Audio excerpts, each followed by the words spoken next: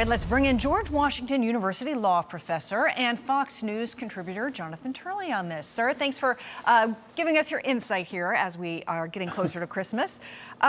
This is an interesting development, an interesting effort on the part of the defense team. You know, there were 3,000 people on site, tragically, when Charlie Kirk was killed. There were thousands more watching on a live stream and potentially millions that saw it in swift order shortly thereafter, after the assassination. What do you make of this argument they're making that someone on the prosecution team knows someone that happened to be there on that site, like so many thousands of other people watch this unfold? Well, you know, in fairness to the defense team, they're trying very hard to take whatever shots they can, and they don't have many to take. The fact is you could remove this prosecutor and 90% of the evidence and still face a rather rapid conviction in the case. The evidence is that strong. But I doubt that the judge is going to be necessarily moved by this. You know, the argument that they went for the death penalty too quickly, and that might be due to this prosecutor's relationship, is obviously a bit misplaced. I mean, there was outrage at a political assassination. That's why the prosecutors moved towards the death penalty. It would have been shocking if they had not. You know, this reminds me of the efforts in the wake of the Boston Marathon bombing. The defense wanted to move the trial out of the city of Boston. Is this a similar argument that's being made? You know, it's very hard today to get a venue change. I've made a couple of those motions in high-profile cases as defense counsel. It's very, very difficult. But in a case like this, you would have to move to Mars to find a jury that has not read about this case in depth.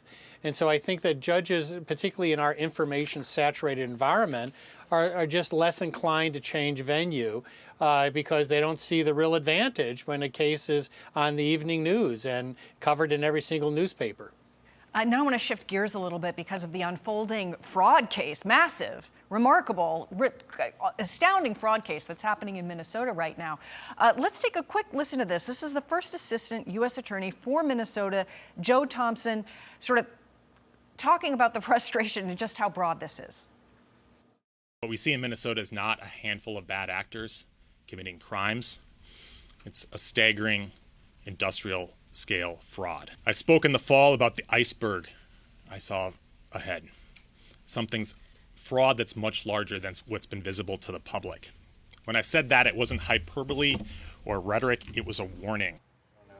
I mean, he sounds almost astounded himself, and this happened under the watch of government officials, and the Oversight Committee now wants to know if they knew, who knew about it, if the governor knew about it, if other officials in the state knew about this fraud and kind of looked the other way. Your thoughts?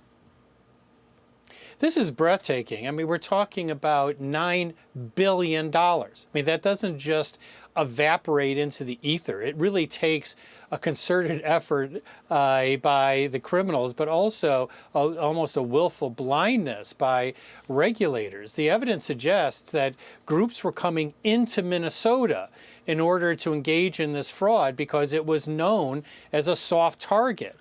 And I think that Congress needs to not only look at what happened here, these are federal dollars, but there may be a need to consider whether we need some type of clawback provision, that when states like Minnesota show no real, responsibility over federal funds to the tune potentially of billions of dollars, then maybe the state needs to pay us back that money because it's not theirs. We gave it to them for a purpose, and it seemed like very few people were minding the store. Speaking of minding the store, this is Attorney General Keith Ellison out there in Minnesota talking about on X, touting his efforts to crack down on fraud. It says, Crime Stopper Showdown. Oh, wait, this is a sound. Go ahead and listen. Scam Stopper Showdown. Scammers think Minnesotans are easy targets. They are wrong. When scammers go after our seniors, students, or families, I step in fast and we shut them down. If you plan to scam Minnesotans, think again. You're stepping into the wrong ring. Chairman Comer of the Oversight Committee actually wrote a letter to Ellison talking about trying to get to the bottom of this, and writing that is concerned that you were negligent in handling taxpayer dollars that were ultimately stolen and had systems in place that allowed the funds to be funneled, in fact, to terrorist networks responsible for killing Americans. So it's not just money that was stolen, but potentially where the stolen money went. Well, this clip by Ellison is just absolutely absurd. I should note, by the way, this is the Attorney General who held up the Antifa handbook and praised the group as hopefully putting the fear of God into Donald Trump. But this is also the Attorney General who was in office when some of this fraud was occurring. And you can't just turn yourself into a superhero after abandoning an entire state as a victim. Jonathan Turley, thank you very much. Greatly appreciate it. And Merry Christmas to you. Thank you. Merry Christmas. Hey, Sean Hannity here. Hey, click here to subscribe to Fox News YouTube page and catch our hottest interviews and most compelling analysis. You will not get it anywhere else.